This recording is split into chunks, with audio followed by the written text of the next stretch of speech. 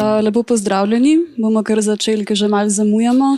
Ful me veseli, da smo se zbrali v tako velikem številu, glede teme oziroma dogodka, procesa, ki ne sam da izbrisala 25.671 identitet in pač življenja vseh njihovih bližnjih, ampak je tudi obravnavan v šolah. Ne vem, kakšne izkušnje imate vi, ampak mi smo to imeli na osnovni šoli v obsegu enega okvirčka v učbeniku za zgodovino.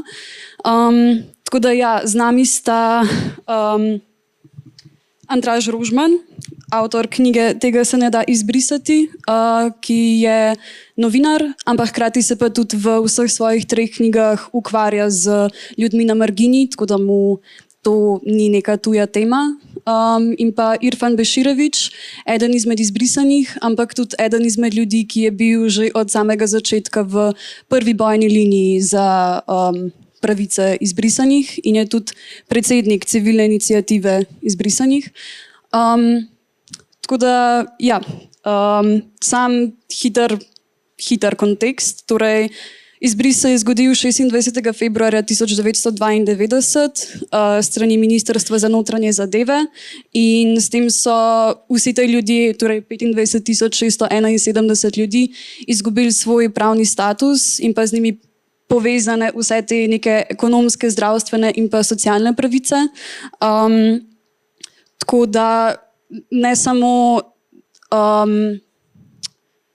Zdi se mi, da če slišimo to v teoriji, je ok, pač samo črka na papirju, ampak dejansko nekateri ljudje so se zaradi tega izselili iz Slovenije, nekateri so izgnali v vojna območja, nekateri še danes nimajo urejenega statusa, izgubili so službe, izgubili so pravico do zdravstvenega zavarovanja in pač je to vplivalo tudi na njihovo zdravje, kar bo tudi Irfan sam iz prve roke povedal.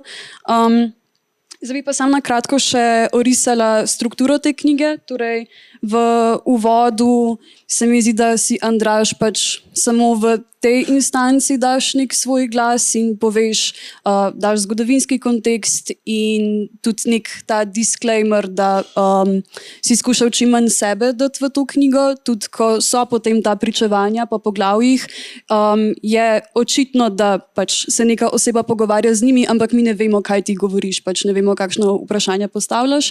Potem pa so na vsake tok pričevanj še neki literarni vložki iz perspektive ljudi, ki so sodelovali pri pač samem procesu izbrisa, oziroma iz neke perspektive entitete, ki sem jo jaz razumela kot nek zametek banalnega zla, nekaj, kar imamo vsi v sebi in je odvisno od naših okoliščin, ljudmi, s katerimi se družimo, če to seme vzklije ali ne.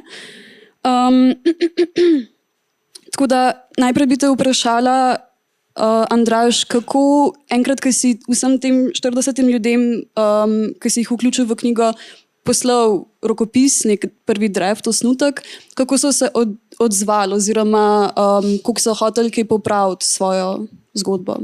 Okay. Najprej hvala za povabilo. Mogoče to za začetek na ITN sem jaz dosti čustveno vezan, zato ker svoj prvi literarni dogodek sem imel na ITN-ju pred 6 leti, tako da sem ful vesel, da sem lahko spet tukaj. In res je the best festival, tako da res super. Ja, ta vprašanje. Zanimivo, ne, pač zelo malo sem imel pripomb, mogoče kakšne majhne malenkosti tehnične in nekako sem jaz iz tega, ko sem razmišljal, tudi iz prejšnjih izkušenj, kot si rekla, vedno pišemo o ljudeh, ki so na neki margini. Se mi zdi, da ljudje, ki sicer nimajo možnosti, da bi bil njihov glas slišan, da bi se nekako odprl javni prostor za njihove glasove, sem po mojih izkušnjah imajo ponavadi zelo malo pripomb, ki se mi zdi, da niti ne pričakujejo, da bo njihov glas nekako pojavil javno. Ne? In nekako potem sem pa razmišljal, kako je pa z ljudmi, ki pa so mogoče na tej razredni lestvici više, ki so izobraženci, pa iz akademije, pa tako naprej. Ne?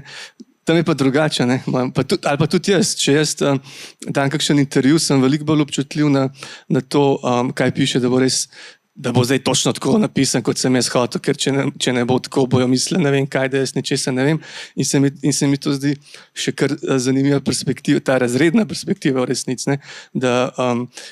In se mi zdi, da je to še dodaten razlog, zakaj je treba odpirati prostore za ljudi, ki so bili prej spravljeni zatirani, da bi se čim bolj te prostori za njihove glasove odpirali. Še na nekaj bi se pri tem navezal. Jaz bi rad, da bi ta knjiga bila nekako tudi subtilna kritika neke hierarhije vednosti, kjer je spet na vrhu recimo univerza, akademski svet in tako naprej, na dnu pa bolj to teme, o katerih jaz pišem. In moje mnenje, moje stališče je, da to, o čemer sem jaz pisal, oziroma to, kar meni ljudje povejo, pa ne bo to pri tej knjigi ali pa tudi pri prejšnjih, tu ne gre samo za to, da je slišan, da se odpira prostor za te glasove, ampak gre tudi za vednost, ki ponavadi ne pride do svojih prostorov, za vednost, ki ni nič manj pomembna od drugih vednosti, ki jih tako zelo cenimo. Tako da za mene je vednost, ki jo ima profesor na fakulteti, enako pomembna od vednosti, ki jo ima Irfan in pa drugi ljudje, ki so v knjigi, ker so pridobili to vednost skozi res take izkušnje, zahtevne, težke, ki jih jaz recimo te vednosti ne morem imeti, ker tega nisem doživel. In vse, kar lahko naredim, je, da probam nekako poskušam razumeti, poskušam črpati to vednost in nekako povezati. In to je to. Prej sva se z Uni pogovarjala malo glede tega, kako bo ta pogovor potekal, in si se navezal prej na dogodek, ko ste se pogovarjali o sramu. Pa sem te hotela zdaj vprašati, kako je izgledal ta proces, kako si ti pristopil do vseh teh ljudi, a so vsi želeli o tem govoriti, kako se odraža ta njihov mogoče sram glede tega, ker si tudi rekel Zuni, da jim je bilo bedno, ker so mislili, da se je to samo njim zgodilo, ampak so potem ugotovili, da je to neka kolektivna izkušnja, tako bi sem ti natrosla par. Najprej tema sramu je nekaj, kar je tudi moja zelo osebna stvar, o kateri sem sam veliko razmišljal in mislim, da se je tudi skozi neke svoje procese, ki mogoče zdaj v kontekstu tem niso tako pomembni, se ga znebu skozi neke svoje psihološke, pa rečemo, da psihoanaliza in to nekako znebu in bi rad v resnici v prihodnosti prav o tem pisal, tako da prejšnje predavanje je bilo meni zelo, zelo zanimivo in mi je žal, ker sem malo zamudil. Zdaj v kontekstu izbrisanih pa mislim, da je tega sramu ogromen, ki so ga imeli izbrisani zaradi tega, ker jim je to družba producirala, da so imeli take občutke. Že to, recimo na začetku, ko so bili ljudje izbrisani, niso vedeli, da je izbrisanih 25.671, ampak je vsak mislil, da je samo on. In veliko ljudi je rekel, da so imeli občutke sramu, občutke krivde, sprašvali so se, kaj sem jaz narobe naredil, potem je prihajalo zaradi tega do konfliktov v družinah, niso upali govoriti o tem in vse do danes mrzkdo ni upal govoriti o tem, ni želel, se je sramoval tega in tako naprej. In v večjih primerih pogovorov z ljudmi sem videl, kako je, če bi pristopil pred 10 leti, ne bi govoril. Zdaj pa nekako, ko je prišel ta čas, pa so in nekaterim je tudi to veliko pomenilo, da zdaj pa lahko, da so nekako, da je bil tudi eden od korakov, lahko rečemo temu, ne vem, če prava beseda, rehabilitacija ali pa mogoče krepitve, boljša beseda je krepitev kot opolnomočenje. In evo, to me veseli, če je tako bilo. In ja, to nekako je. Zdaj pa bi vas, Irfan, vprašala, ker tudi to smo se prej pogovarjali, zdi se mi, da ker sem se pripravljala na ta intervju, hotela neko toplo vodo odkrivati. Vama postaviti neka vprašanja, ki še v nobenih intervjujih niso bila vprašana, ampak potem sem začela sama pri sebi razmišljati, da sem jaz tudi potem, ko sem prebrala to knjigo, ful enega znanja pridobila in pač že sam to, da vi delite svojo življenjsko zgodbo, svoje izkušnje, da je že to ogromna in v bistvu neka osnovna stvar, ki bi mogli čim več ljudi vedeti. Pa sem vas hotela vprašati, kako vam je imeti platformo, kako vam je vedno znova govoriti o svoji življenjski zgodbi. Ja, zdaj bi najprej rekel, ko v knjigi, ne, ko je Andraž začel to knjigo pisati, sem ga imel 2 leti za hrbtom, kamor sem šel, ali pa z njem, ali pa kakorkoli, mi je bil za hrbtom in poslušal, ker jaz mu nisem vsega povedal na intervjuju, temveč v druženju, ne, ker sva se družila in sva šla do drugih izbrisanih, in zdaj sem prepotoval skoraj po celi Sloveniji, do izbrisanih, celo v Bosno sva mogla iti, da sva dobila te zgodbe, ne. In lepo je bilo, tudi če sem v avtu zapel, pa je zapisal. Tako da sem mogel strogo paziti, kaj delam, kaj je vse takoj zabeležil, ne. In tlega v tej knjigi, ki je moja zgodba, če bi vse hotel zapisati, bi ta knjiga bila premehna samo zame. Ker kar sem doživel zaradi tega izbrisa, kar sem preživel, svojemu najhujšemu sovražniku ne bi želel tega. Ker tega res sem benemu ne privoščam. Zdaj, kar se tiče tega, da hodim govoriti o izbrisu, da govorim svojo zgodbo, dostikrat se vzdržim in jo normalno povem, dostikrat pa ne.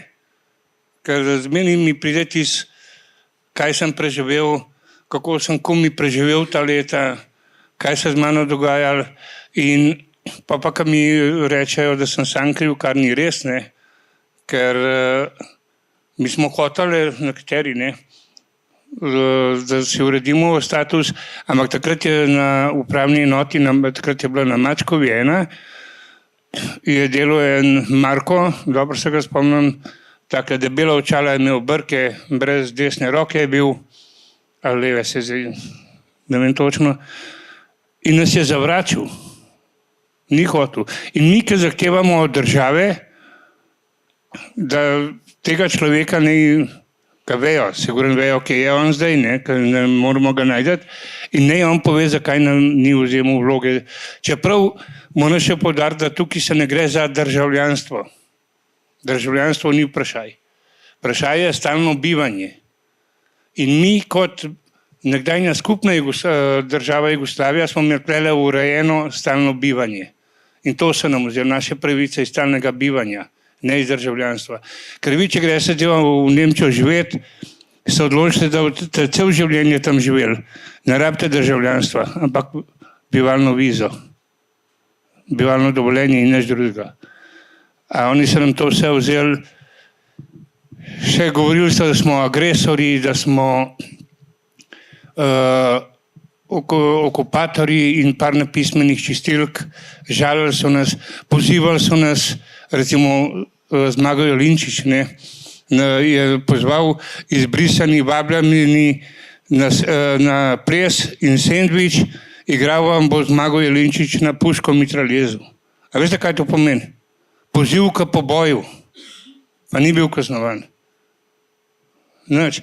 Tako da, ali pa recimo iz Janezom Janšem v bivši Jugoslaviji, zato govorim o bivši, ker zdaj niso, ne, so bila prijatelja. Skupaj sva hodila na mladinske delovne akcije, upila sva Tito partijo mladina akcija, pa se pa takole obrne. Če bi jaz takrat vedel, ko smo hodili na mladinske akcije, da bo on tak postal, bi ga takrat tepel kot hudiča. Mislim, ko mi je čist živce požaril, ne, ker ne želim nobenemu smrti. To ne. In ko je Andraž pa rekel, da bi knjigo o tem pisal, ne, sem tudi pristal, ne. Zakaj? Ne ljudje zvejo. In meni je lepo, da takole pridem vsakič na drugo dogodek in ljudem povem, kaj se je zgodilo. Kaj smo vse pretrpeli. In zdaj mogoče nekatere zanima, kako to, da to še traja. Je traja, ker politika, tudi ta Jaz ne krivim samo prejšnje oblasti ali pa prve oblasti Slovenije, ampak čisto vse po vrsti. Niti eden nič ne naredi. Zdaj ker za izbrisanje ne obstaja zakon. Zakon je bil 2003 in je veljal samo 3 leta. In tega zakona ni več. In na podlagi česa naj si uredi status, če ni zakona. Tudi ta leva stran, sedanja, nič. Pa smo z gospod predsednico Republike Slovenije, pa še pravniki zraven, res pravniki smo sestavili osnutek zakona o izbrisanju, ki bi se sprejel in bi bil konec. Bi lahko rekli, no, zdaj smo porihtali, zdaj si lahko v izbrisanju uredijo status in ne bomo več ropotali po cestah pa to. Ampak da vam povem, ki smo začeli svoj boj, ni bilo medijev, ker se niso upali, ker so imeli prepoved, da govorijo o nami. O nami je prva pisala Mladina. Oni so prvi pisali o izbrisu. Potem te proteste, ki smo delali, mi smo mogli iti na ulice. Zapirali smo center mesta. Takrat, če ni bil zaprt za avtomobile, ampak mi smo ga zaprli. Zakaj? Samo zato, da ljudje slišijo nas, da obstajamo, da je to krivica. In kaj se zgodi? Jaz se postavim na čelo teh povork. Dokler sem bil izbrisan, ker še nisem imel dokumentov, so me na mir pustili. Potem je pa prišlo 2012, vse Slovenska obstaja na Kongresnem trgu, ne, na Trgu Republike. In takrat smo veliko ljudi, se nas je bilo čez 30 000, in smo hoteli podreti ograjo, ker je policija postavila ograjo. A verjelo teh ljudi, ki so navalili na to ograjo, edini mene so tožili in sem dobil 6 mesecev zapora na 2 let pogojnega. Edinega, bilo nas je na 1000 ljudi. Samo mene. In kaj so naredili? Janševa oblast je bila. Zdaj, ko grem nekam ven in ko se vračam v Slovenijo, ko dam dokument, mi dokument piska. Jaz nisem vedel, zakaj. Šele potem sem zvedel, da me Janšina oblast zapisala, me vodijo kot ekstremista. In tako, ko grem iz Slovenije, grem lepo, ko se pa vračam v Slovenijo, je pa... Pridemo do tega. Jaz sem hotela zdaj mogoče za tiste, ki ne veste, kako je prišlo do izbrisa sploh. Torej, v času Jugoslavije sta obstajala, pa klele kar me popravljate oziroma dodajate, če se vam bo zdelo, 2 tipa državljanstva, torej republiško, torej pač ta jugoslovansko državljanstvo in pa zvezno državljanstvo, ki je bilo pa vezano na posamezno republiko. No in potem, ko se je Slovenija osamosvojila pač in je država razpadala, tisti ljudje, ki so imeli ali jugoslovansko državljanstvo ali pa to zvezno, ki pač ni bila Slovenija, so jim potem poslali, če jaz prav razumem, da imajo zdaj 6 mesecev, da si zrihtajo oziroma oddajo vlogo za državljanstvo. Tukaj je treba še poudariti to, da pač torej kombinacija tega, da so imeli neslovensko državljanstvo in stalno prebivališče v Sloveniji. Tako da... Ja, tle bi sam dodal, kar se tiče tega državljanstva, ne, zvezno državljanstvo in republiško državljanstvo je obstajalo, ne. Ampak to je malo kdo vedel. Malo kdo, mi smo rekli, vsi smo govorili Jugoslovan. Vsi so rekli Jugoslavija, Jugoslovan. Leta 77, kdaj so začeli talati matične številke. Enotna matična številka občana. To se pravi, v kateri republiki si dobil to številko, si bil njen državljan. In mi seveda smo imeli to. Jaz imam slovensko matično številko, nimam bosansko.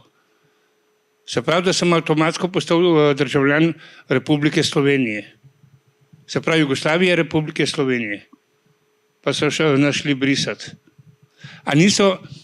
Zato pa niso pa brisali Nemcev, Avstrijcev, Italijanov, Nemcev, ki so živeli tukaj v Sloveniji. Čeprav jim takrat, ko so v Slovenijo prišli, ni Slovenija odobrila vstopa v Jugoslavijo, ampak jim je Beograd dovolil.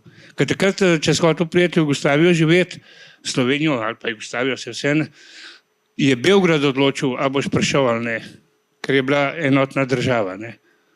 Nas pol zbrišajo, njih pa ne. Oni so pa imeli kot urejen status, ne, mi pa ne. Mogoče moramo samo to poudariti. Ni šlo za vprašanje državljanstva, ampak za vprašanje stalnega bivanja. To pomeni, nima veze, če nek človek ali ni hotel državljanstva, ali je zamudil s prijavo, ali bilo kakšen razlog, je bil, to nima popolnoma nobene veze s stalnim bivanjem. Vsi izbrisani ljudje so imeli stalno bivanje v Sloveniji. In tem ljudem so to stalno bivanje odvzeli in državljanstvo ni pomembno. To je isto, kot bi šel jaz danes delati v Nemčijo, dobil tam stalno bivanje in pol bi Nemčija rekla, ja, vzem nemško državljanstvo ali pa te bomo zbrisali. Torej, ti bomo vzeli stalno bivanje. Tako da, ker skoraj vse pravice so vezane na stalno bivanje in kot ti vzamejo stalno bivanje, izgubiš vse. Ne moreš delati, ne moreš zdravniku, ne moreš nič. Te ljudje, ki so bili zbrisani, pa niso imeli druge možnosti. Večina njih ni imela kakšnih posebnih vezi z drugimi republikami jugoslovanskimi več, so imeli družine vse tukaj v Sloveniji. Tako da zaradi tega je prišlo do teh tragičnih zgodb, ki so se nekatere končale tudi smrtjo, vsaj v enem primeru, verjetno pa v večjih, da so človeka deportirali na vojno območje in potem najdeli ga mrtvega po koncu vojne. No, tukaj bi pa še dodal, ker skoraj nobene razlike ni med stalnim bivanjem ali pa državljanstvom. Edina razlika med tem dvem je parlamentarne volitve. Če imaš stalno bivanje, ne moreš iti na parlamentarne volitve, lahko greš pa na občinske. Edina ta je razlika. Če imaš stalno bivanje, imaš pravico do zdravstva, do sociale, do stanovanja, vse pravice imaš, razen volitev. Zato takrat bi oni mogli enostavno pustiti. Da vam pa povem za primer, da se je Črna Gora zadnja odcepila od Srbije, je malo manjkalo, da bi naredili napako kot Slovenija. Ker so hoteli, da bi Srbi, ki živijo v Črni Gori, da bi to naredili z njimi. Pa je iz Evrope prišlo opozorilo, pazite, poglejte, kaj je Slovenija naredila.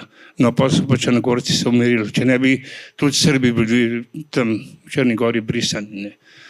Tako da pa tudi to Slovenija, ne vem, zakaj je Evropa bila tih, takrat, ko je Slovenija prišla v Evropsko unijo, ko smo o tem opozarjali, kaj so naredili. Ker Slovenija do to pa izbrisa prenesla v Evropsko unijo. Ne. In zakaj pa to traja? Bivši takrat, zdaj on v penziji, ustavni sodnik poročevalec je leta 1994 dobil prvo ustavno pobudo, presojo, da se napaka za izbris. In kaj je naredil? Dal jo je od spodu v predal. 1998 gre ta sodnik poročevalec v penzijo, pride drug sodnik poročevalec, vidim dan naprej. Tako da smo mi v bistvu izbrisani bili že leta 1999 prvič zmagali na Ustavnem sodišču Republike Slovenije. In to je bilo samo za ureditev statusa, spet nič. Niso nam nič dali. Druga zmaga na Ustavnem sodišču Republike Slovenije 2003. Spet se ni uredil. Potem smo seveda, kaj smo? Vidimo, da tle ni šlo na Evropsko sodišče za človekove pravice. Tam so pa dobili. Tam je pa bilo izrecno, da morajo to popraviti, da ne morajo urediti status, vse pa to. Ker pa Slovenija ni bila s tem zadovoljna, se je pretožila. In kaj je naredilo Evropsko sodišče? Klofuto Sloveniji pa rekla, no, če ne date bivanja, boste pa še odškodnine dali. Ker mi, ko smo šli na sodišče Evropsko za človekove pravice, ni bilo zahteve teh odškodnin. Nismo šli na odškodnine, o tem sploh razmišljali nismo. Ampak je pa Evropsko sodišče samo reklo, zdaj boste pa še odškodnine dali, če ne date bivanja. Tako da S tem, da ste Slovenija dobili sama samo sebe- 50 evrov na mesec izbrisa. Prosim? S tem, da ste dobili samo 50 evrov na mesec izbrisa. No, Še to je ne bilo vsi. tako. Ne. Zdaj, tisti, ki so bili v tožbi na Evropskem sodišču, ne, tisti so dubli. Tisti niso. No, ja, sej, to je par ljudi. Oni so dubli, a tle pa so nas spet, kot praviš, ne, žejne čez vodo pelali. Ker vzeli so nam celo pogačo, vrnili so nam pa drobtino. Ne. Ker računi, delovna doba, stanovanja, vse so nam vzeli. Ker tudi takrat, če si imel stanovanje, recimo občinsko, ne, v najemu, pa to si mogel iti ven, si mogel stanovanje zapustiti. Ker te niso, če ne so prišli. Ker veste, kaj je policija delala? Ob enih zjutraj je prišla Marica Meja. Ob enih zjutraj. Tako da se tudi braniti nisi mogel. Ne. In zdaj, kar nam še preostane. Mi govorimo o izbrisu. A moramo govoriti o otrocih izbrisanih. Kaj so šele oni preživeli? V osnovno šolo so še mogli hoditi, ker je obvezna in so hodili v osnovno šolo. V srednjo šolo pa niso mogli iti, ker so bili izbrisani. In so ostali brez izobrazbe na osnovni šoli. In zdaj pa treba, da te otroci izbrisanih nadaljujejo naš boj, ampak seveda zase, ker oni so bili tu ogromno oškodovani. Naprimer, jaz svojega sina leta in leta nisem videl. Ker se odselil, nisem vedel kam, nič mu nisem mogel nuditi, na policijo se nisem upal, ker bi me deportirali. Tako da tle so zelo veliko otroci pretrpeli. Na to moramo misliti. In zdaj je treba njih nekako organizirati, pa se borijo za svoje pravice naprej. Sam naredila bi par korakov nazaj, itak to ni tema, ki bi lahko nekako urejeno, linearno se pogovarjalo o tem, ampak mogoče, če nam lahko poveste, kakšna je vaša zgodba, pač kako ste izvedeli sploh za to, da ste izbrisani, kako ste se pol začeli. Če si izbrisan. Prosim? Ja. No, ampak da vam povem, ne, jaz sem prišel recimo, rojen sem v Bosni in Hercegovini, ne, ko sem bil star 1 let, so me starši prenesli v Slovenijo. Ko moj oče je služil vojsko v Šentvidu in mu je bilo tle všeč, in pa seveda imamo pa nas 2 brata, pa mene, pa gremo v Slovenijo. Tle sem se šolil, družino ustvaril, vse. Pred izbrisom sem bil gostinec, natakar. Delal sem v Portorožu, hotel Palace Portorož. Leta 90, ko je bilo, takrat je bilo leto plebiscita, če se spomnite, in volitev. In takrat sem v auditoriju Portorož stregel, Kučana, Drnovška, tudi tega Hudiča Janšo, dobrega moža iz njegove Krambergerja, ki, vidite, že tle vam neki povek, so ga pol hitro spravili na svet, Krambergerja. Ne. In že takrat je bilo vprašanje, kaj bo pa z južnjaki, ki so v Sloveniji. Vsi so rekli, da bomo naprej živeli v Sloveniji tako kot do zdaj, da nobene spremembe ne bo. No, pol je pa to bilo tako in v zadnjem dan leta 90 sem imel hujšo prometno nesrečo pred Filofaksom v Ljubljani in bil sem v komi, operacija, vse. In pa me pa zbrišajo. Ne. In kaj se zgodi, ostanem brez družine, brez stanovanja, brez službe. Nisem vedel kaj, spal sem po parkih, kleteh, starih avtomobilih. Včasih nisem po 2-3 dni jedel, brez zdravniške pomoči v kleti, sem ležal, prebolel trombozo, vročina. Po 3 dneh sem se nekako splazil ven iz te kleti, lačen, žejen, bolan. Ampak sem preživel, sem se boril, nisem se dal. Ne. In pa ko vidiš, ko greš vidiš policaja, bežiš kar do samega vraga, ko veš, kaj se bo zgodilo, da te bodo deportirali. Če te dobijo, je konc, adijo. In to je trajalo dolgo časa, vse do 2002, ko so me no, moram povedati, zakaj sem se pa pol sploh preživel. Spoznal sem enega gospoda Viceta iz Tomačevga, ki je imel lokal in me je k sebi vzel. Ko sem prišel k njemu, pravi, ki je imel tudi sobe, sem ga vprašal, če bi lahko spal pa to. Je rekel, ja. Pa sem rekel, koliko pa to košta? Mi je rekel, a imaš denar? Sem rekel, nimam, prav, 5 gor pa spi. No, pa sem pa pri njemu bil v bistvu, pa mi ni žal. Hvala mu, ko me je sprejel. Sem bil kot sluga. Hlapec sem bil v bistvu. Od kanarstva, od pomivanja posod, od pekel dojkov, čiščenja dvorišča, merkanje njegove mame, ker njegova mama je že takrat imela 80 let. Ne. Vse sem počel, ampak sem imel streho nad glavo in vse. No, pa me pa policija končno ujela. Ampak kaj je bilo? V lokalu smo sedeli, kavo pili zjutraj, okrog 7 je bilo in pride 10 policajev najmanj noter, kot racija. Ne. In tem ljudje dajo osebne in policaj me ne pogleda in pravi, ne, ti pa nimaš osebne. Kaj če mu reči? Nimam, ne. In so me odpeljali na policijsko postajo Bežigrad, tam so me par ur držali, potem so me peljali na sodišče. Na sodišče so me peljali z predlogom za izgon iz Republike Slovenije. Ampak, ker sem jaz sodnici vse povedal, ne, pa tudi ona me malo čudem gledala, slovensko govorim, vse, je dala odločbo, da ni razloga za izgon iz Republike Slovenije.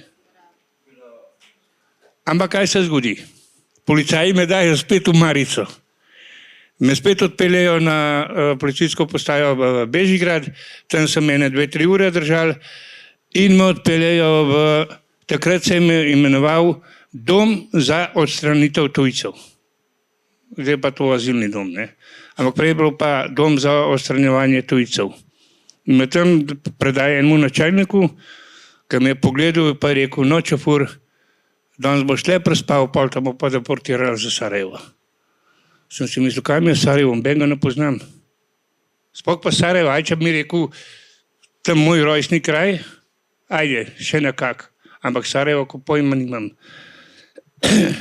Ampak sem imel pa srečo, da je bila ena socialna, drug dan, ena socialna delavka, ki me je sprejela, v slovensko govorim vse, kaj pa kako, so se pogovorila in mi je rekla, če imam kakšnega, da bi podpisal zame, da ostanem tle v Sloveniji. Se nekaj je verjetno ta gospod, pa kateren sem bil, ne. Mi je dala telefon, sem ga poklical in je rekel, da bo podpisal. Naslednji dan socialna pride pravi, vi ste še tle, sem rekel, ja. A ni podpisal, sem rekel, ne vem, rekel je, da bo. Prav, dajte ga poklicati še enkrat. Ga pokličam in prav, takoj, ko smo nehala govoriti, prav sem jaz šel in sem podpisal, da te spustijo. Pa me niso, ne. Pol je pa ta socialna urgirala pri načelniku in je rekel, da napaka policije, da ga niso obvestili, da me morajo spustiti. Ampak pa se, čeprav sodna odločba, sem se mogel vsak mesec javljati v Domu za odstranjevanje tujcev. No, pa sem vložil vlogo za državljanstvo, ki je Ustavno sodišče Republike Slovenije dalo zeleno luč. Isti dan, ko sem vložil, so prišli policaji, ki se nisem javljal, ker mi se ni bilo treba, so prišli po me, da me bojo izgnali. Ja, takrat sem tudi na upravno enoto mogel jeti, pa vse tako, da so me pustili. In zato pravim, kaj se zgodi? Jaz sem takrat imel res, ni mi lahko tem povem, ampak ja, ogromne rane po nogah zaradi tromboze. In kaj mi je rekel tam, ko te pregledajo tam na zdravniku za tem domu, ja, veste, mi vam tle ne moramo pomagati, pejte, obstaja brezplačna ambulanta, pro bono. tam pa pejte, ne vas oni pregledajo. A oni me mogli pogledati, če so me sprejeli, pa me niso. In ko sem jaz prišel v probovno ambulanto, kaj se zgodi? Pokojni doktor Dobnihar me je takoj dal na mizo. Na živo so mi rezali, ker je že tako hudo bilo. A oni pa niso imeli teh anestetikov pa tega, ne, da bi mi lahko dali, ne. Ampak na živo. Pač, sestra medicinska se je vlegla name, me je držala kot hudiča, doktor je pa rezal.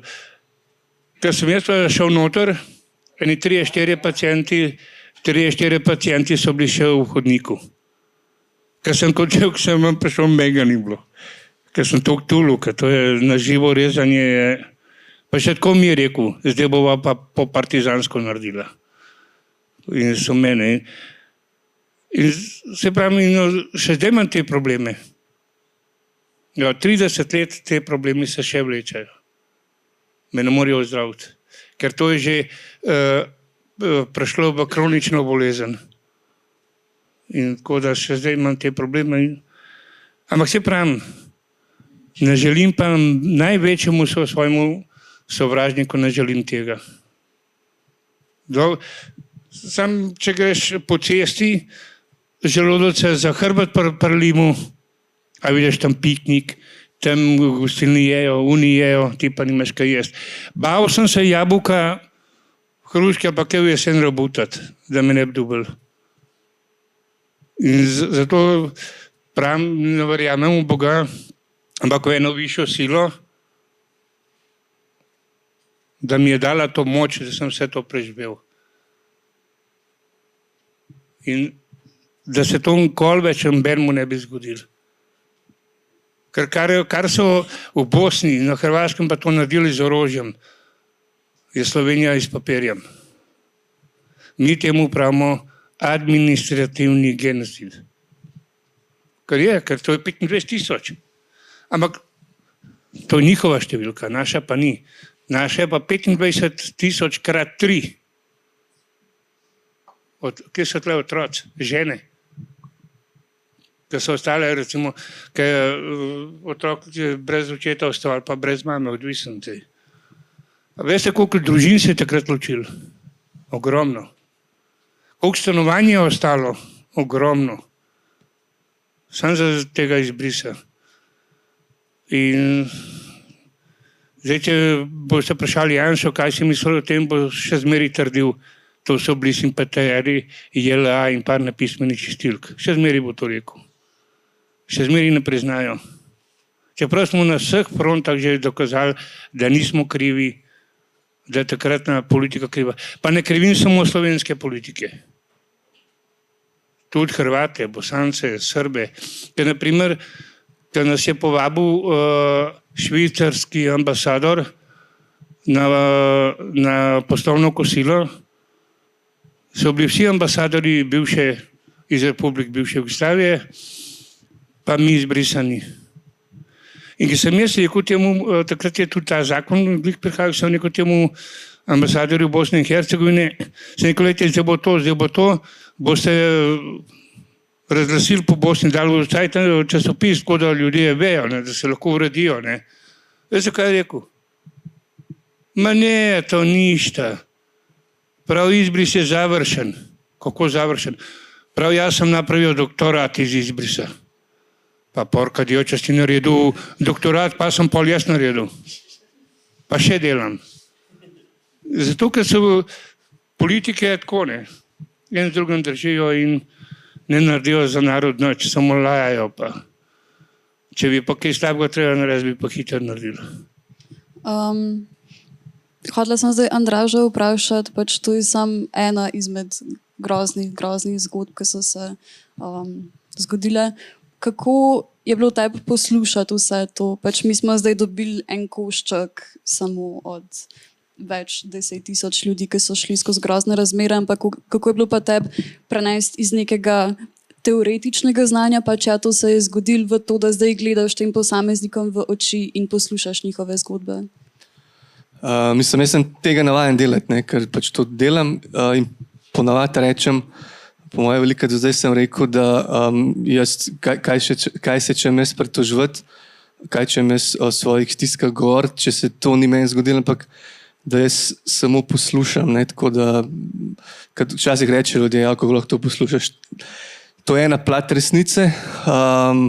Zdaj v zadnjem času sem pa prišel tudi do nekih drugih spoznanj pri sebi, ker mogoče o njih še nisem govoril. To knjigo mi je bilo mogoče najtežje, najbolj emocionalen sem bil pri tej knjigi, najbolj me je pretresal. Mogel sem vstajati od mize, ki sem pisal, tudi prekinitve vmes, teden, dva in tako naprej. In mi je res zelo me je pretresal, čeprav sem prej tudi pisal v nič manj hudih stvari. Mislim, sem pisal o beguncih, ne, o dejanski smrti, o duševnih stiskah, o zapiranju v psihiatričnih bolnici in take stvari. In me tako res zelo pretresal. No. In zdaj, pa sem se začel tudi malo spraševati, zdaj nekako 10 let se ukvarjam na tak način, da delam in se mi zdi, da sem zdaj na neki točki, ki ne vem, če ni vse tako, da sem šel malo prek svojih mej. Doskrat sem pisal tudi o brezmejnosti in mi je bilo mogoče težko, mi je bilo to neka romantična ideja, povezovanje nekih svetov, ampak včasih je to težko tudi iz te strani in nekako se mi zdi, da sem pri enih stvarih pretiraval. Sploh zdaj v zadnjem letu imam malo krizo in glede pisanja in osebnostno. In naprej smo govorili o sramu in se je treba tudi o takih stvarih govoriti in se mi zdi, da ne gre samo za to, ker piše v knjigi, to, kar vi preberete, pa to, kar res napišem, ampak je še marsikaj drugega. Je še veliko ljudi, ki pol tudi ne pišemo o njih, ne gre samo za izbrisane cel kapenih aktivnosti, takih in drugačnih in nekako se mi zdi, da sem pri enih stvarih šel malo prek svojih mej in da sem tudi plačal veliko ceno za to. Zdaj gre za čist neke moje osebne stiske in sem zdaj na neki točki, ko se mogo odločiti, na kakšen način naprej glede pisanja. Bom šel spet na podoben način ali bom mogoče malo, tako kot se reče, stopil na žogo, šel korak nazaj, pa mogoče probo malo bolj nekako angažiran bom vedno, iz te kože bom težko šel, ampak nekako na manj krut ali pa manj brutalen način iti v te zgodbe. No. Tako da to so čisto neke take moje dileme. Tako da zdaj, ko vidim, mislim, po izidu knjige sem je kar dost krizo, kaj zdaj naprej. Tako da zdaj se počasi nekako migam spet. Ja, prej sem te prosila, ker sem brala prejšnje članke pa intervjuje dost, pa tudi v samem uvodu daš pač ta pričevanja v ospredje in sebe res in svoje doživljanje odstraniš, pa še to bi dodala, mislim, se tudi piše na zadnji strani knjige, ampak Svetlana Aleksijevič, ki je velikrat rečen, da mislim se, kaj ona sam piše, posluša in napiše zgodbe, da bi bila kar nek očitek, da tudi ti se sam poslušaš pa zapišeš to, kar se je realnim ljudem zgodilo. In zaradi tega sem vesela tudi tako, da si zdaj spregovoril o tem, kako je tebi to. Lahko v tej ideji, pač ta ideja je dosti jasna. To je pač, ko pišeš o drugih, se vedno cel kup imaš nekih etičnih vprašanj. Če se sprašuješ, jaz sem iskal način, kako bi čim bolj bili glasovi čim bolj avtentični, da bi bili čim bolj mora izgledati, kot da so ljudje to sami pisali. In sem vesel, kad doskrat, ko ljudje govorijo, ko so brali na tak način, tudi govorijo o knjigi. In jaz nekako, če ti mu rečeš avtorski glas, ali kakorkoli ga moram dati, že v prejšnjih, sploh v prvi knjigi sem ga dal dosto, ampak tlej sem ga dal pa še bolj, čim bolj. In to je neko sporočilo, da je pač treba nekako prostor kako tudi odstopiti, čeprav ga ne odstopam čisto, še vedno imam jaz, mislim, in tudi velik benefit od tega in delam to, kar rad delam in, tako da ne mislim v tem smislu, ampak nekako je ta razmislek, kako bi najdel način, da bi bil čim bolj avtentičen, da bi bili glasovi res čim bolj taki, kot so. In tle potem ni prostora za neko leporečenje, za ne vem, ne, ampak mora biti pač, in ta pristop Svetlane Aleksijevič mi je dal oporo, mi je dal, nekaj sem bral, predvsem to, kar je ona govorila, kako dela, sem doskrat mi naredil klik v glavi, sem rekel, ok, se podobam počutim, kad delam in pa sem res ne to, kot ti v bistvu poslušaš človeka in čakaš in to traja in traja in so informacije, pomembne informacije, ampak čakaš pa na un trenutek, kad ti nekaj zaškrta v telesu in takrat, kad to začutiš, takrat veš, da je to, da ti to bo nekaj dal. In jaz mislim, da je tle tista meja, ki vedno rečejo, kaj je literatura, kaj ni literatura, ki je meja med resničnostjo pa fikcijo in tako naprej. In mislim, da te trenutke sem iskal, ki se v določenih, ne more biti cela zgodba ta trenutek, ampak v vsaki zgodbi upam, da so, no, in če bralec to začuti, je to, kar sem jaz hotel doseči in ja, in tudi iz te časovne oddaljenosti 30 let se mi zdi, da lažje pride do tega, ker ljudje pač te distance se drugače spominjajo stvari, drugače doživljajo in pa res pride do tega. Svetlana Aleksijevič je temu rekla roman glasov, jaz niti ne vem, kako bi to opredelil, niti se je toliko, mogoče to niti ni toliko važno. Nekaj sem hotel še povedati, pa mi zdaj šlo iz misli, mogoče sem spomnil kasneje.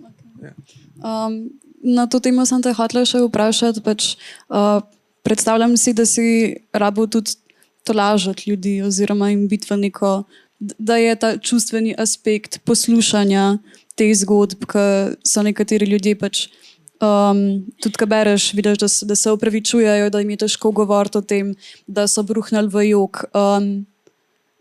Kako... ja. Ne, hotela sem te vprašati. Pač, Tolažiti ne, jaz mislim, da ne. Vse, kar je treba poslušati. Zdaj, jaz upam, mislim, da je to, tudi veliko ljudi mi je reklo, da nočem, da so ljudje samo žrtve so v pravnem smislu absolutno, vemo, zločin je bil storjen, ampak jaz želim, da so v knjigi, da so akterji svojih življenj, politični akterji, in tle sem sam razmišljal, to navezujem se pa tudi na Stašo Zajovič iz Žene v srno, ki tudi v knjigi govori in prav to reče, ne, prav te stvari, ljudje so akterji, in mi je zelo, ta del knjige mi je zelo pomemben, ki je o aktivizmu, predvsem prijateljstvo med aktivisti, torej Irfan je eden od njih, pa Aco Todorović, pa Mirjana Ovčakar, ki sem jim knjigo posvetil, in tudi cel kup drugih, ki so v bistvu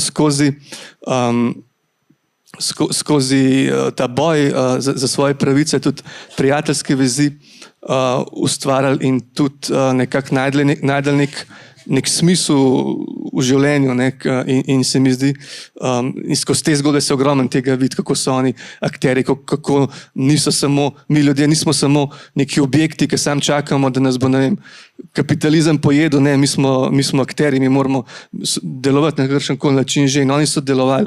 In to mislim, da je eden od najpomembnejših dosežkov tega boja, mislim, v tem boju nismo še govorili danes, boja za izbrisanje, torej izbrisanih aktivistov in tistih, ki niso bili izbrisani, pa so se z njimi borili, je prav to neko zavedanje, da je treba se postaviti in se boriti, in jim je v tem smislu so ogromno nekih političnih zmag dosegali, kljub temu, da danes še vedno ni pravicam zadoščeno, niso popravljene pravice, ampak oni so ogromno političnih zmag dosegali in danes se na izbris, če izvzamemo to neko desnico skrajno, nekako je drugačen pogled na izbris, kar je bil pred 20-30 leti, poleg tega so pa tudi veliko pravnih zmag dosegali, tako da to mi je pomemben vidik knjige.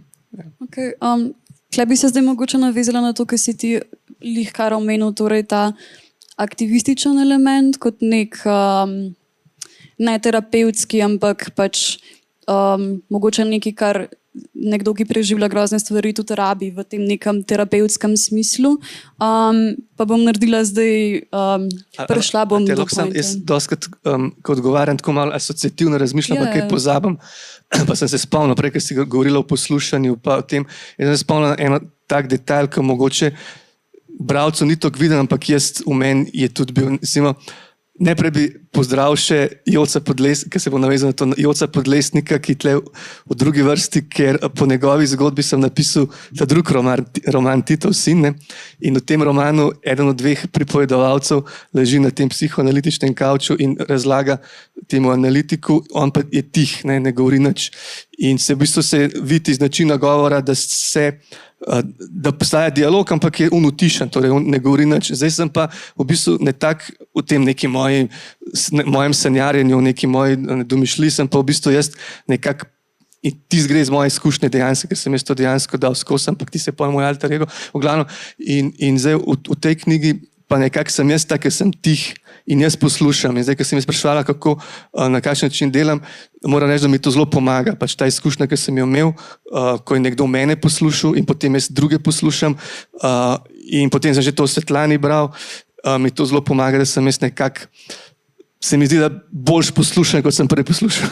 Kadar sem dobro fokusiran, včasih mi pa fokusa zmanjka, takrat je pa malo slabše. Jaz sem mogoče malo manj asociativna kot ti, tako da bom naredila neeleganten prerez. Ne, ampak ja, to glede aktivizma prej, ker sem začela, pač en manjši ovink bom naredila, ker bi rada prebrala iz knjige v delu, kjer se pogovarjata Obrad in Biljana Pilipović, kjer je razvidna neka mogoče medgeneracijska razlika v procesiranju travme. Zdi se mi mogoče, da moja generacija je razvila cel žargon glede terapije, glede tega, da ja, slišam te, razumem te, a hodiš na terapijo, pač take reči in je zelo lepo razvidno to tudi v knjigi, pa bom zdaj sam 2 odseka prebrala.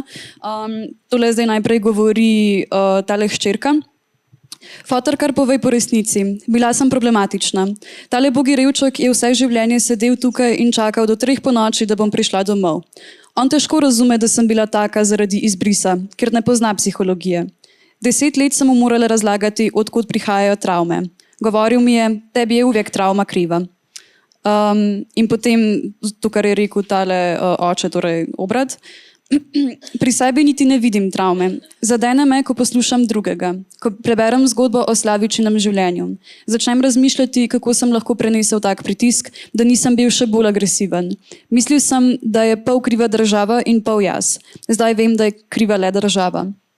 Pa sem tukaj zdaj vas hotela vprašati, Irfan, kako vi v tem kontekstu razumete aktivizem? A vam je to pomagalo pri procesiranju pač teh groznih stvari, da ste dosegali neko materialno razliko, oziroma kako razumete pač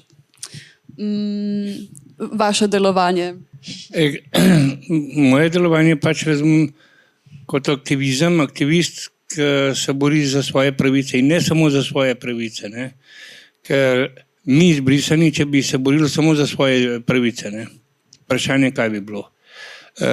Mi smo v socialnem centru Rog celo ustanovili Nevidni delavci sveta, mogoče ste slišali za to.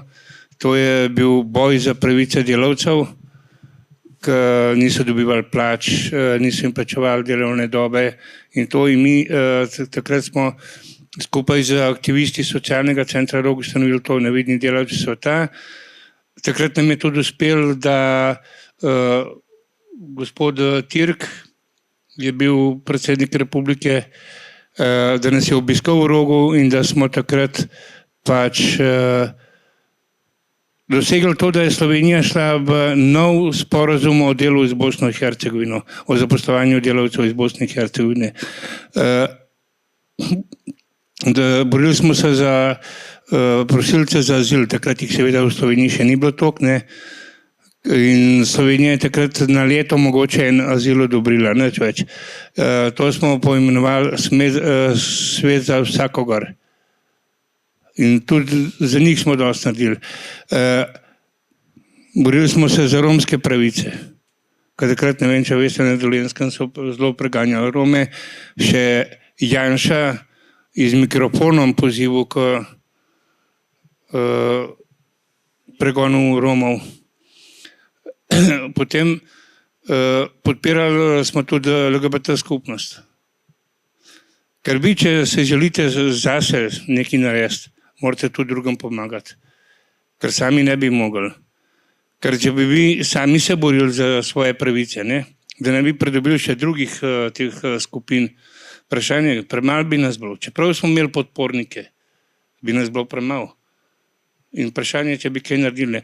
Tako se pa združiš še z drugimi, ker jaz sem zdaj ponosen na se, zato ker imam ne samo v Sloveniji, po celi Evropi prijatelje, ker sem jih preko teh svojih bojev spoznal, ne. Ker smo tudi, recimo v Italiji so en največjih protestov je bil, so nas izbrisane na čelo postavili, da se vidi, ne.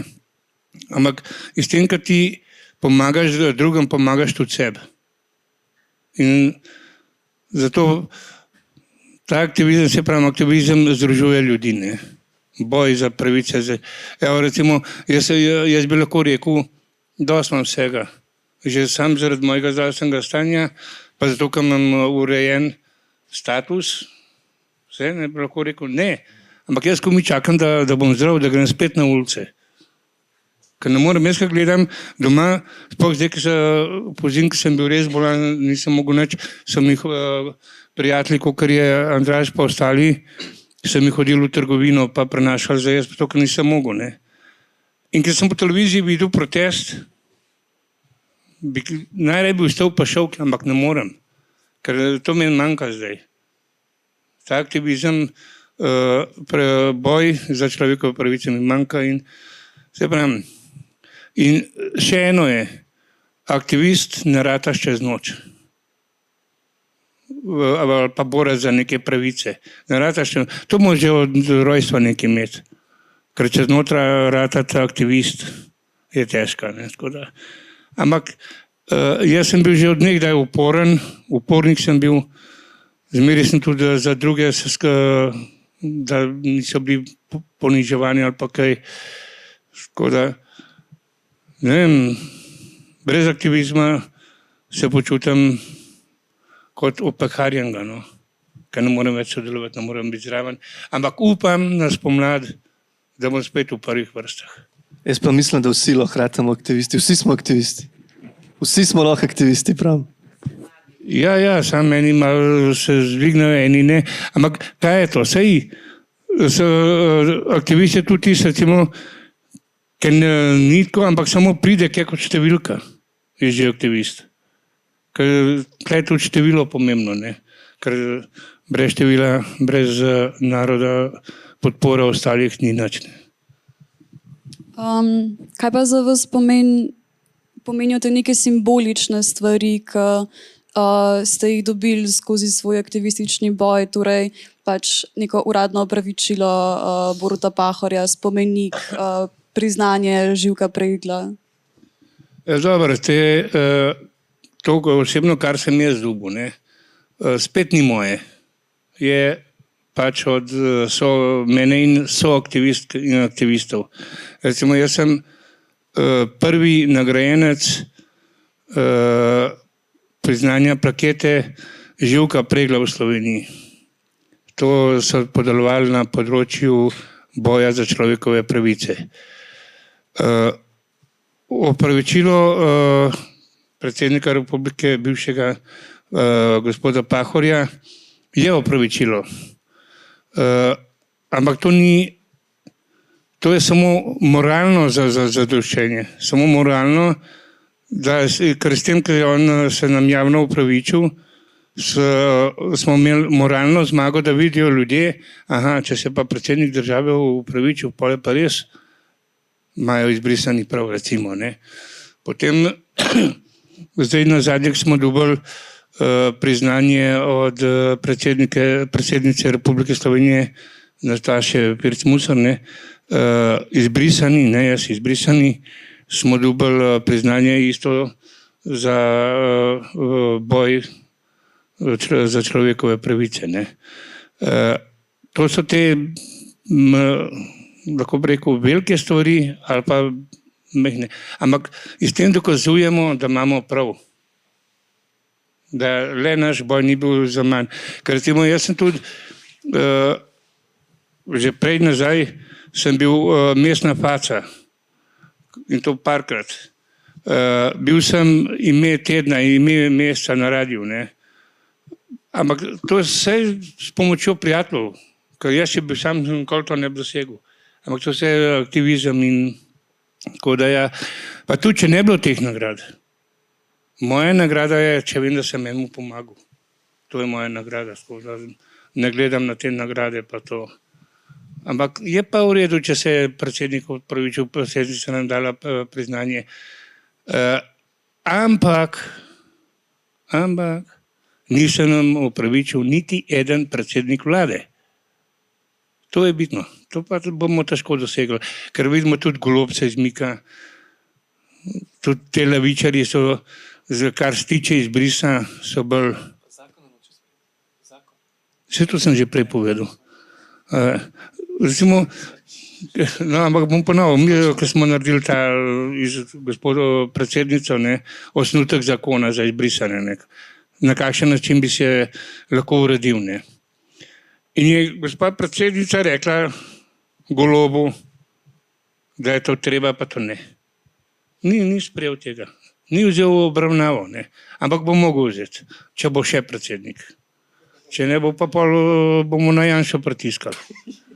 Na enega bomo, ne, ampak ta zakon je treba sprejeti. Kaj pa, da bi se v šolah več govorilo o tem, vem, da ste tudi hodili govoriti svoje zgodbe na šole, ampak recimo to, pač ne vem, kako je zdaj, ker sem bila jaz v osnovni šoli, kot sem rekla na začetku, je bila tema izbrisanih pač reducirana na en kvadratek, pa na srednji šoli, ki sem imela pa zgodovino tudi za maturo, jaz se sploh ne spomnim, da bi omenjali izbrisane. Ne, to imaš prav, za v osnovni šoli je bil en tak mehen članek, mislim, nekaj malega je pisal. In zdaj, ko mi hodimo ali na fakultete ali srednje šole govoriti, bolj prvim letnikom, ne. A veste, kaj je izbris? Ne. A poznate kakšnega izbrisanega? Ne. Mislim, kaj je nemogoče. Ampak zakaj? Ker se v šolah ne govori o tem. Ker to bi mogla biti, ker mi zahtevamo, ne, to, da povem, mi izbrisani zahtevamo, da pride učbenik v šole. Da se učijo o izbrisu. Vse to je, seveda, to je država naredila, država, Bog mi oprosti. Politika je to naredila, ker jaz ne bom rekel država, zato ker državo tvorite vi, ljudje, narod, ne politika. Politika samo vod. Oni niso država. In zahtevamo tudi učbenike v šole, ne. Zdaj, koliko tam bo uspel, bomo videli, ne. Ampak res ne morem dojeti, da ko v šoli to sprašuješ. Se tudi, če realno gledamo, žal mi, a se učijo o drugi svetovni vojni? Ne učijo. Tudi to so ven vrgli. Mislim, jaz bi tukaj rekla, da je mogoče, to je moja izkušnja, pravim, ne vem, kako je danes, ampak Balkana nismo čist nič obravnavali, kar se je dogajalo pač v 90-ih. Spomnim se pa, da smo delali ameriško osamosvojitveno vojno, tako da smo znali vse letnice pač tako na koncu 18. stoletja. Ameriško ste znali. Ja. Ste znali jugoslovansko? Ne. No, vidiš. Ker nas Slovence je treba zanimati jugoslovanska, takrat na osamosvojitev, ne. Mislim, zmaga nad fašizmom. Ne, tega ne učijo več.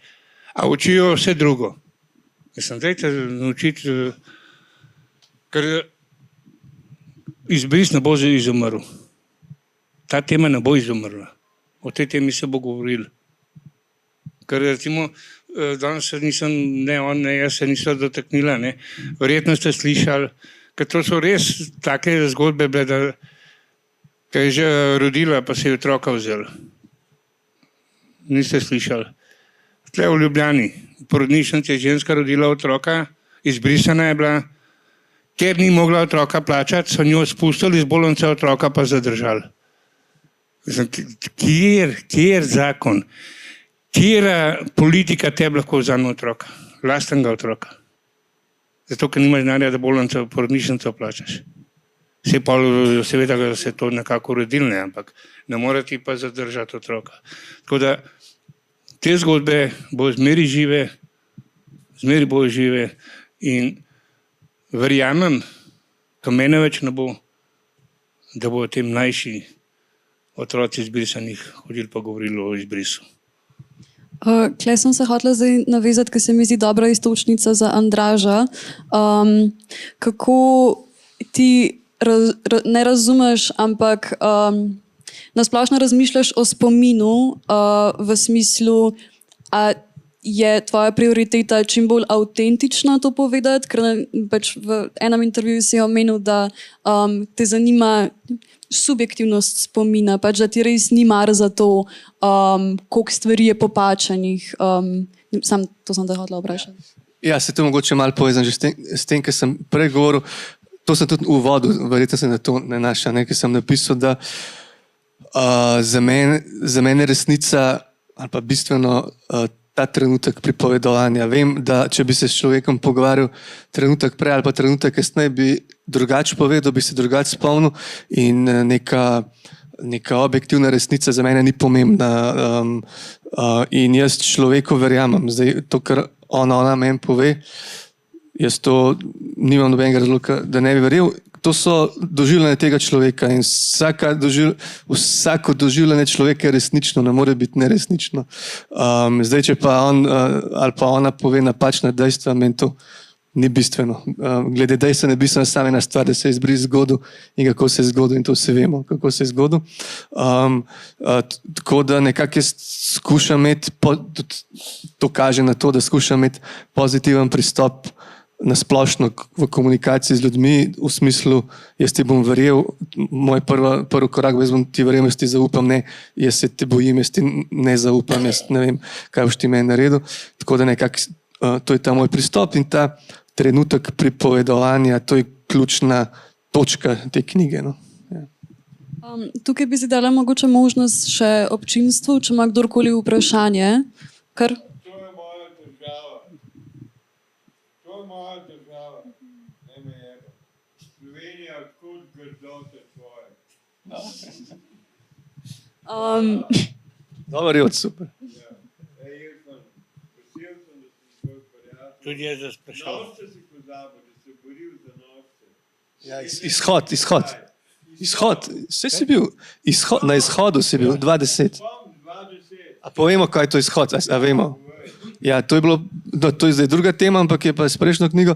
Joc je bil aktivist tudi v izhodu, to je bilo leta 2010, ko ste hodili 700 km od institucije od psihiatrične institucije do psihiatrične institucije in zahtevali, imeli razne zahteve, torej, da je treba te institucije zapreti, podreti in ljudem omogočati življenje v skupnosti, ker je tudi ena zelo pomembna tema. Tudi v tem trenutku se dogaja veliko na področju dezinstitucionalizacije in tako da priporočam tudi to temo za branje, razmišljanje in pogovor. Kaj se je iz tega razvil, če smo že načeli to? Če se iz tega razvil, tlej Mojca Urek je ful več ve o tem, kar pa jaz, a ne veš? Ja, to je zelo dolga zgodba. Dajmo reči, da recimo se je razvil ful manj, kot bi se mogel, da ta proces poteka že desetletja in se zelo malo premakne, ampak v tem trenutku smo po procesu razgradnje, se temu tako reče, dveh zavodov, v Dutovlah, po Črni na Koroškem, predvsem ta v Dutovlah, mislim, da ima malo več potencijala, torej, da bi se končno le en zavod zaprl, torej, da ne bojo več ljudje živeli v totalni instituciji, kot je rekel Goffman. In jaz sem tam bil, tudi po več dni sem tam spal, bil z ljudmi in sem videl, kako živijo. Torej, pač grozno živijo. No? Pač to so samo, imajo jih kot neke objekte, ki morajo slediti nekim pravilom, kdaj boš vstal, kdaj boš jedel, po 5-6, ne vem, koliko jih je v sobi, nobene perspektive, edino veselje v življenju, ki imajo, je kava pa cigaret, pa že zato nimajo denarja, ker dobijo neko mizerno žepnino, nekih 100 evrov, nekaj tazga. Tako da zdaj se to nekako razvija, Evropska unija tudi daje denar za to in zdaj recimo na Primorskem se je že zelo veliko ljudi preselili iz Dutov. Sicer večinoma v stanovanjske enote, ker še ni to, pač ljudje tudi po konvenciji konvenciji ljudi z ovirami imamo vsi pravico živeti samostojno, neodvisno, to pomeni v svojem stanovanju, tako kot ti živiš v stanovanju, tako kot jaz živim v stanovanju. In tako, kaj jo zdaj živi v stanovanju, do pred par mesecev, ki prej ni živel v stanovanju. Tako, ja, Luka Mesec je vse zrihtal, jocu, dobro, pa smo zdaj Luka Meseca. in neodvisno življenje pomeni to, da živiš s tako podporo, ki jo pač rabiš. Če si ne moš skuhati kosila, tega nekdo pomaga skuhati. No, in jaz tudi včasih ne morem skuhati kosila, ker si mi ne da. Če mi lahko nekdo pomaga, ali pa ne, hočem reči, vsi rabimo neko podporo v življenju, vsi rabimo neko skupnost, vsi rabimo neke povezave in nekateri ljudje rabijo tega več. Ne? In tisti ljudje, ki tega rabijo malo več, so zaprti v institucijah, se ne poskrbi za njih, ni dovolj storitev za njih in zdaj nekako ta, kakor jaz spremljam, projekt v Dutolah nekako gre, se mi zdi v pravo smer, ampak upam, da enkrat ne bodo živeli v stanovanjskih skupinah, kot zdaj, ampak da bo enkrat tudi v samostojnih stanovanjih. Tako da mislim, da ta proces je, tako kot sta Vito Flakar pa Andrej Rafaelič dala naslov knjige, dezinstitucionalizacija neskončna, nikoli se ne konča. Vedno se bomo mogli boriti za to. No, če lahko tle sam rečem, hvala, jaz ker me spomnil, ker ta izhod je bila zame tudi ena taka res velika izkušnja, ker spoznaš te ljudi, ki so zaprti v teh ustanovah. Mislim, ker ne, da prvo rad bi ga ven vzel.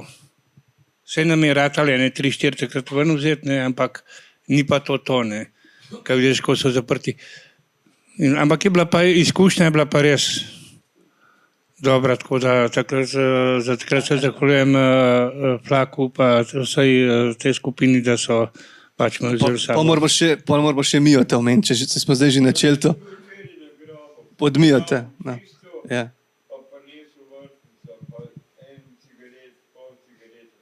No, Mijo Poslek je bil legenda tega boja, on je takrat šel ven iz zavoda, ko je bil izhod iz najbolj groznega v Sloveniji, v Hrastovcu, no in potem je živel na svobodi kar nekaj let do smrti.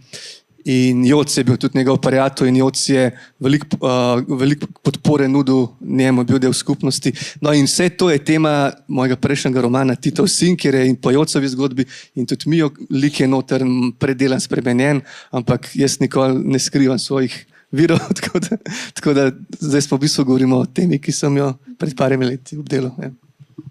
Lahko se pa na tej točki navežemo tudi na še dve osebi, ki sta nekako, ena oseba je prisotna skozi zgodbe pričevanja drugih, Aco Todorović, in pa druga oseba Mirjana Učakar. Bi tukaj dala mogoče sam prostor vama dvema, ti si Mirjano spoznal, Acota mislim, da nisi. Vajne spomine ti na Mirjano in pa na Acota, kakšen je bil Aco?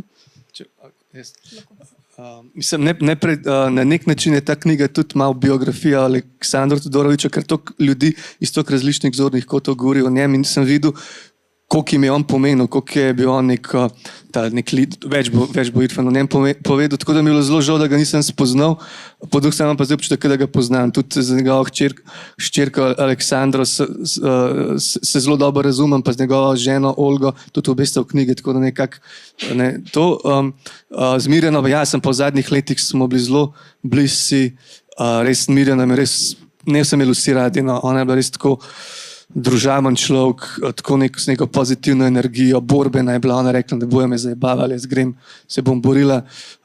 In ona res, njo res pogrešam, no, ona mislim, da nam vsem iz te skupnosti ful manjka. Tudi ostali so mi neki taki utrinki, nekih žurk ob obletnicah izbrisa. Ta zadnja je bila res Radko, ki tle se bo tega zelo dobro spomnil, ker je on organiziral to žurko. In takrat mi je rekla Mirjana, tam smo plesali, pil do 5 zjutraj, jaz tam plešem, žuram, je rekla Mirjana, pa ti, zdaj štajerskim naglasom, težko bom, je še bolj tak, je bila zelo autentična, no, in ona izpituje zelo tako, ampak ne bom znal točno povedati, rekla, jaz sem mislila, da smo sami nori, zdaj pa vidim, da si ti tudi nor. In mi dala s tem najlepši kompliment. Hvala, ne, jaz nočem biti normalen, jaz bi bil red nora. Jaz pa lahko tako rečem, poznam jih od 2002, mi trije smo bili trije muškateri, tako rekoč. Dobivali smo se, organizirali smo te proteste, zelo veliko smo se kregali in to hudičevo. Drug dan smo pa že en drugega klicali, kaj bomo, kako bomo, ali bili smo na smrt skregani. Recimo, ko je bilo pohod iz Portoroža v Ljubljano peš, recimo dogodek, ne, in smo šli in zvečer, ko se je prišlo do tam, kjer ne bi se spali, ljudje, da bi se sezuli, da bi si umili noge, nema pranja nogu. Nema pranja nogu, prav, vsaj smo partizani, zdaj gremo, ne, mislim kot partizani, ne. Pač, recimo, on je zmeri na vsakem protestu mogel kaj takega narediti, da je policija mogla delati. Recimo, ko smo branili stanovanje, takrat je bilo še tle na, kaj je bila ta pri Delavskem domu zgradba, in smo branili stanovanje in on je bil že v stanovanju, ko je policija prišla, ko so ga nesli ven, najprej za nogo ugriznil policaja, pa mu pa še pištolo vzel. On je ali pa v Kolozaju, ja. Ali pa recimo, ko je šel v Srbijo iz ženo pa iz hčerko, ne, in ko so se vračali, ga niso pustili nazaj v Slovenijo, ker ni imel urejenih dokumentov. On je imel potni list, a ni imel pa vize not udarjene, ne, in ga niso pustili. In kaj so naredili? Obrnili so se nazaj proti Hrvaški, Aco je šel v prtljažnik, žena za volan in so prišli čez mejo. Same take norčije delal sam, da jim nagaja, da se napusti. Recimo pred parlamentom, ko smo hodili čez prehod za pešce, ko je policija začela težiti, se je pa vlegel. Če ne smem hoditi, bom pa ležal. Tako da zmeri kaj najdu, ne. Ampak pogrešam jih.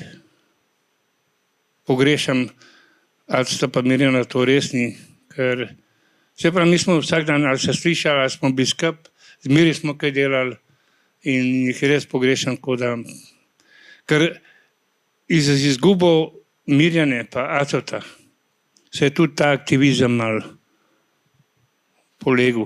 Ker ni, ok, mladina, ja, ampak teh starejših, če zdaj da organiziram proteste izbrisanih, da se ne bo prišlo več kot 5-6, ne govorimo o mladini, ampak teh starejših izbrisanih.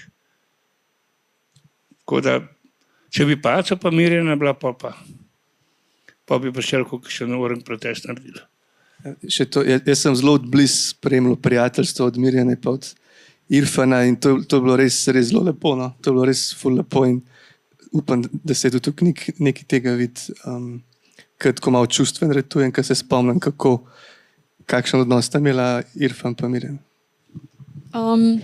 Če lahko tukaj predstavim svoje 2 centa, pač potem, ko sem prebrala knjigo, ta aspekt te čustvenosti, na eni strani lahko prebereš, kako je bila Mirjana bojevita in taka zajebana bejba, ampak po drugi strani pa se vidi tudi čutiš to skrb in ljubezen, ki je recimo ki je rekla, da jo skrbi za vas na neki točki, ampak hkrati pa, ko sem prebrala knjigo, sem pa imela nek zagon. Ne zdi se mi, ja, pač gre za nek poklon, kakor jaz razumem, ampak hkrati pa ne na tak pokroviteljski način, ampak res tako, da imaš ta nek, da bi rad zaštartil nekaj, da bi se rad priključil boju, tako da če vam je to kakorkoli v uteho, mogoče ne starejši, ampak tako mi mlajši, tudi pač mi, ki nismo otroci izbrisanih. Vsaj ta knjiga je pustila name tak vtis, pa tudi, ko sem se z drugimi pogovarjala, si delijo ta sentiment. Tako da, kar povej. Ne, samo hočem reči hvala, ker če je tako vtis spustil, pol sem jaz pustila knjiga, pa sem jaz zelo vesel. Zdaj se počasi bližamo koncu, pa bi mogoče kot zadnje vprašanje rada postavila. Irfan, kaj si vi želite, s čim si želite, da ljudje danes odidejo iz tega prostora po tem pogovoru? Ja, ne jim bo ta izbris v poduk, da nikoli več kaj takega se ne bi zgodilo. Ne samo v Sloveniji, bilo kje na svet. In da res je to malo velika želja, da končajo vojne in da se ljudje med sabo razumejo. Ne gledati, kjera barva kože je, kjer jezik govori, kjera veroizpoved je. Ne, človek je človek. Človeka samo gledajte po dobrem in slabem. Ker je človeštvo preveč drvi v propast in treba je kaj narediti. Jaz ko pravim, če me nekdo udari zdaj s kamnom, ga bom jaz nazaj s kruhom. To se pravi, da bom vsem zaželel nekaj dobrega, čeprav me on s kamnom udaril. Ker če bi reagiral, kakor je on reagiral, bi sam še večji problem naredil. Zato samo pozivam se, bodite strpni do drugih. Jaz še nisem imel pravice odločati, kje se bom rodil. Imam vsaj pravico odločati se, kje, kdaj in s kom bom živel. To se pravi moja svoboda. Ne, da drugi od mene odločajo. Sam odločam, a tudi pustim druge, da odločajo. Da tudi oni normalno živijo in v miru. In seveda v ljubezni. Hvala vama, da ste prišla, hvala Irfan, da ste glasni, hvala Andražu, da poslušaš in pišeš.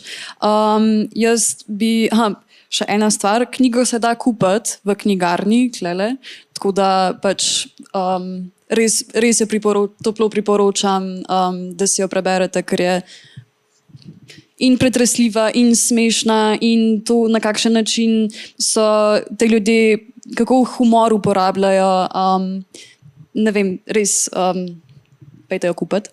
Ampak vas pa vabim še, da ostanete zdaj ob 8 na pogovoru z Radmilo Petrovič in pa da pridete še jutri in pojutrišnjem na dogodke. Veliko dogodkov je, fajn bo. In še enkrat hvala, da ste prišli in hvala vama, da ste povedali. Hvala.